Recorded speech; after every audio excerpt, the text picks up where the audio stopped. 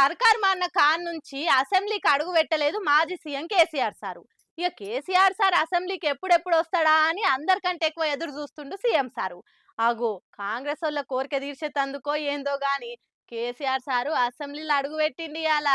దమ్ముంటే అసెంబ్లీకి రా కేసీఆర్ అని కాంగ్రెస్ వాళ్ళంతా సవాల్ చేసిర్రు. కేసీఆర్ సార్ అసెంబ్లీకి వచ్చే దమ్మే లేదని ఎక్కిరిచ్చిర్రు. అసెంబ్లీకి వచ్చుడు అవమానంగా భావించి కేసీఆర్ సార్ రాడనే బాగా మంది అనుకున్నారు. ఎమ్మెల్యేకు రిజైన్ చేసి ఎంపీగా పార్లమెంట్ పోతారని కూడా ప్రచారం జరిగింది. కానీ అవన్నీ ఉత్త మాటలని తేలిపోయినాయి. ఇన్నొద్దులంటే కాలు మంచి లేక సార్ అసెంబ్లీకి రాలేదు గానీ ఇప్పుడు మంచిగా అయిండు. ఇవాళ తొలిసూరి బడ్జెట్ మీటింగ్ లో అసెంబ్లీకి వచ్చిండు కేసీఆర్ సారు. సార్ ఇంటికాడికి వెళ్ళి బయలుతుంటే ఆన్నే గుమ్మడికాయలతోటి దిష్టి తీసిర్రు. అటెంగా అసెంబ్లీకి రాగానే బీఆర్ఎస్ ఎమ్మెల్యే సార్ని ఎదుర్కొని పూల గుత్తులు చేతిలో పెట్టిర్రు. ఇక సార్కి ఇచ్చిన రూమ్ లకు పోయి బీఆర్ఎస్ లీడర్లతో మీటింగ్ పెట్టిండు. అసెంబ్లీలో అధికార పార్టీలకు ఎట్లా కౌంటర్ ఇవ్వాలి, ఎట్లా బుల్డోజ్ చేయాలి అని అనుకుంటే అన్ని చెప్పుకొచ్చిండు. ఇక బడ్జెట్ పెడుతుంటే లొసుగులు ఏమున్నాయో ఎన్నుకలాడే పనులే చూసుకుంటా కూర్చున్నాడు. మరి ఇలా పెట్టిన పద్దుల మీద ఎల్లుండి ఉంటది అసలు రచ్చ. చూడాలి అప్పుడు కేసీఆర్ సార్ పైరు ఎట్లుండబోతున్నదో ఏం కథను.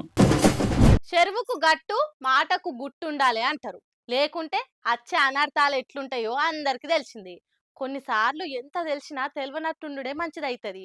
అన్ని నాకే తెలుసు అని కడుపులున్నదంతా బయట పెట్టిరే అనుకోండ్రి, ఇగో కోమటిరెడ్డి రాజగోపాల్ రెడ్డి సార్ లెక్క అవుతుంది.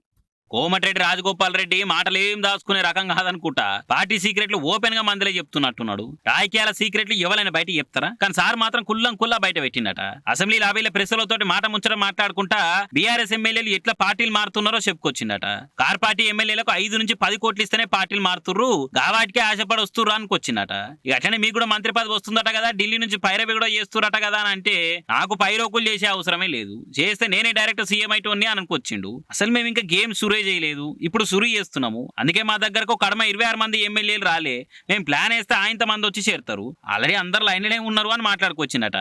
మరి ప్రెస్ వాళ్ళ ముంగడ గింత ఓపెన్ గా మాట్లాడితే ఊకుట్రా టామ్ చేసేసిర్రు. ఇక ఆయన మాటలు చూసి ప్రతిపక్ష వాళ్ళు మండిపడుతున్నారు. చూసిరా మా ఎమ్మెల్యేలను కొంటుర్రు అంటే నమ్మలేదు, ఇప్పుడు అధికార పార్టీ లీడరే కొంటున్నామని బహిరంగంగా చెప్తున్నారని గుస్సా అవుతురట. అయినా రాజగోపాల్ సార్ బయటపడరు కానీ బయట పడకుండా లోపల జరిగేదే ఎట్లయినా గదే కదా అని అనుకుంటారట రాజకీయాల పార్టీ జంపింగ్ల గురించి ఎరికేనోళ్ళు.